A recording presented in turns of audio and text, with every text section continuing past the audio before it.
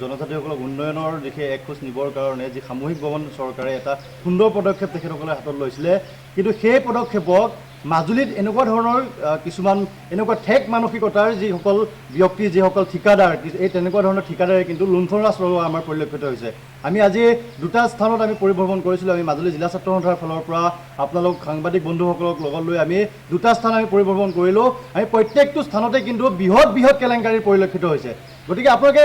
চাওক যিটো সময়ত নিবিদাত মাত্ৰ 2 মাহত কমপ্লিট কৰিব লাগিছিলে গোটেই কাম কিন্তু 25 লাখ টকাৰ ব্যয়ৰ সাপেক্ষে এটা কাম যি কামত তেখেতসকলে এনেকুৱা ধৰণৰ কিছুমান ৰহণ সানিবলৈ চেষ্টা কৰিছে যিবোৰ ইয়াতে ৰড ব্যৱহাৰ কৰিছে আচলতে ৰূপটাচ ব্যৱহাৰ কৰিছে এই গোটেইখিনিতে এটা সামগ্ৰিকভাৱে এটা ব্যাপক দুৰ্নীতি জড়িত হৈ আছে গতিকে আমি ছাত্ৰ সন্থাৰ তৰফৰ পৰা আমি যি নিতুল বৰুৱা নামৰ যিজন ব্যক্তি মাজুলীৰে তেখেতৰ এজন ব্যক্তি এই ব্যক্তিজনক নাকি লগাবৰ কাৰণে আমি জিলা প্ৰশাসনক আমি আজি আপোনালোকৰ চেনেলৰ তৰফৰ পৰা আমি দাবী জনাইছোঁ অন্যথা কিন্তু ছাত্ৰ সন্থাই স্থানীয় ৰাইজৰ সহযোগত কিন্তু গণতান্ত্ৰিকভাৱে বৃহৎ কাৰ্যসূচী হাতত ল'ব বুলি আমি আপোনালোকৰ চেনেলৰ তৰফৰ পৰা আমি জানিবলৈ দিছোঁ